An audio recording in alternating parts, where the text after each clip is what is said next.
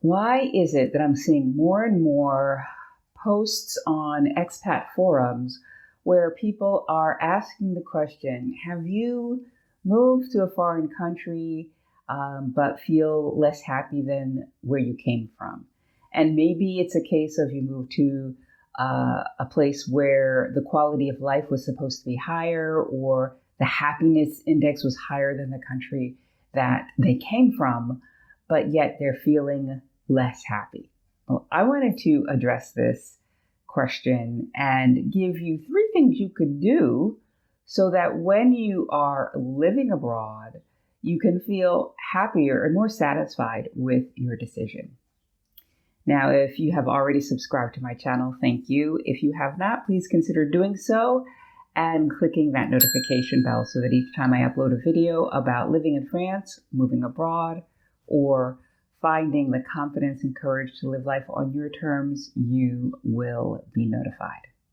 My name is Patricia Brooks, and I moved to the south of France after quitting my job in January of 2018. And I have been here ever since. And as a result, I've been through several kind of phases of getting adjusted to life in a foreign country. And so I can relate to some of the questions that people are asking about, oh, are you happy living abroad?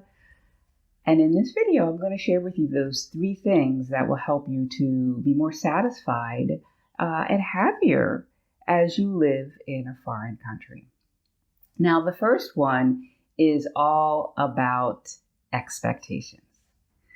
Now, I don't think there's anything wrong with having expectations, but when our expectations aren't grounded or they are a little bit unrealistic, they can set us up for disappointment.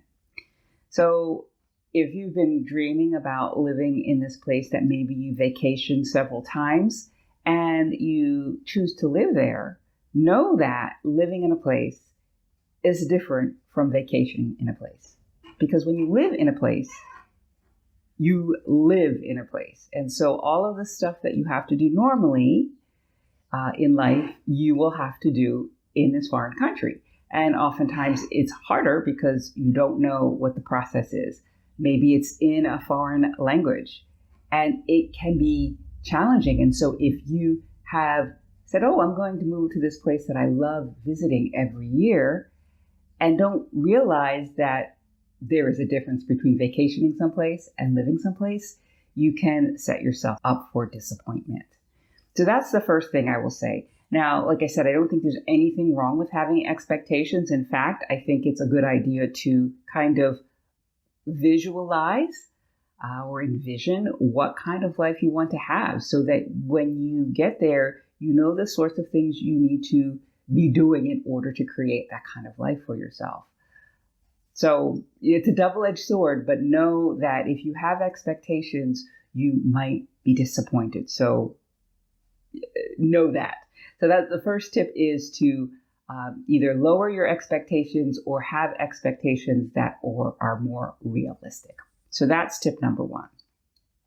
And I want to ask you this. Have you ever, really wanted to do something, and then when you finally got that chance to do it, you were disappointed, you were let down by that? If you've ever had that experience, comment below. So tip number 2 in living in a foreign country and being more satisfied with it is to embrace the novelty of your new country.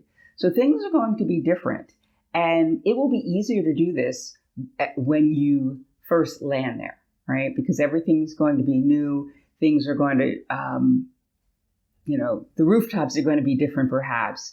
The language might be different. The food might be different. There are so many things that are new and exciting to your senses that it makes dealing with some of the daily intricacies of life and life in a foreign country easier, because that stimulation, that adventure, that excitement kind of counters the, this piece is hard, right? And so when you are embracing the novelty of your new country, that helps to even things out and make you feel more satisfied. And I will say, in the early days of my life here, the first 18 months to 2 years, things were fresh and new, and I was seeing things through the eyes of a child. And it was great, even though it was hard, even though administratively it was hard, even though making friends was hard.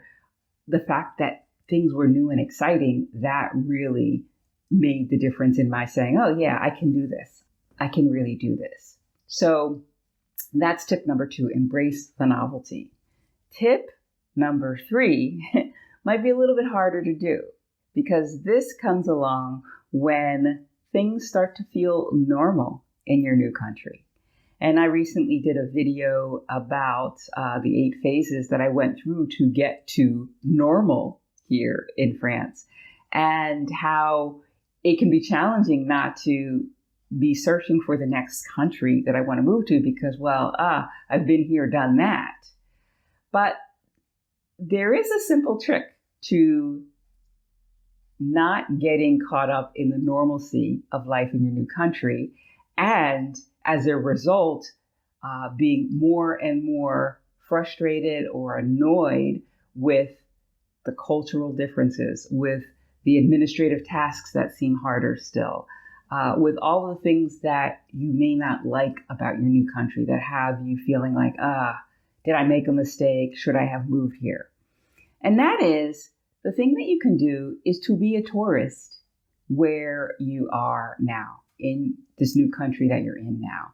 And this is a tip that I give on a checklist that I offer. It's a checklist of 14 things to do while you're waiting to move abroad. And this is the very last tip that I give, is to be a tourist where you are living now. And the reason I say that is because when you are in the mindset of a tourist, you are looking for things to do that are different and new and exciting and refreshing. And that brings back that piece from number 2, where you're embracing the novelty and the adventure of things. And that makes the hard parts easier, right?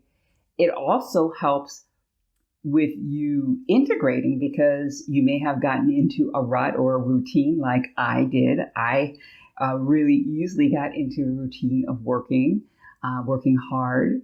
I enjoy working, and I sometimes joke, oh yeah, I'm always working because I'm an American. And I think that while I'm working because I want to accomplish and I really find enjoyment and accomplishment, I need to definitely balance that out with going out and doing new things. And I recently started doing this the last 2 or 3 months. I set an intention to get out more and meet more people so that I wasn't cloistered away in my apartment like somebody who has a tendency to be introverted.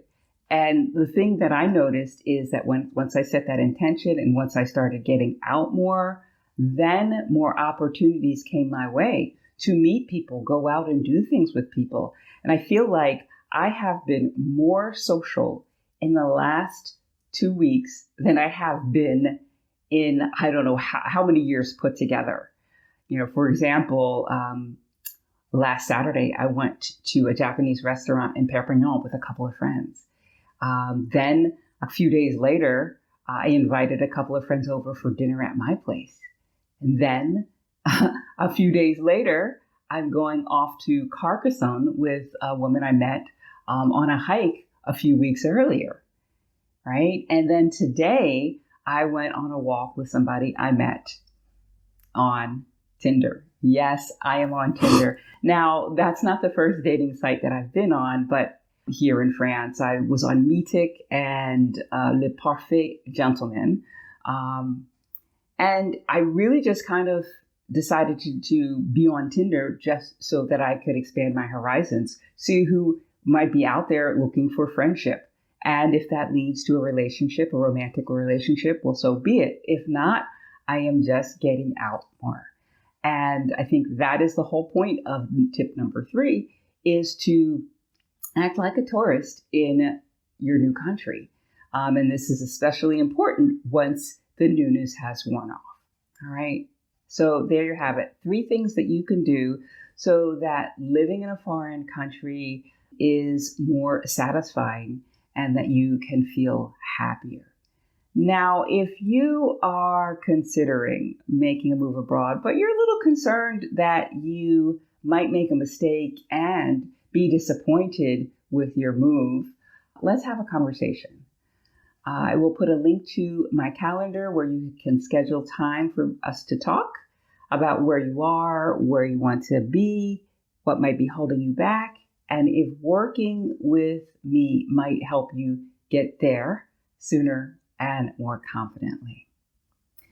Now, I want to thank you so much for watching this video. If you enjoyed it, give it a thumbs up and be sure to check out these videos here where I talk about cultural differences that might cause you some frustration, like I talked about in this video. That is all I have for you today. I will see you again next time. Bye for now.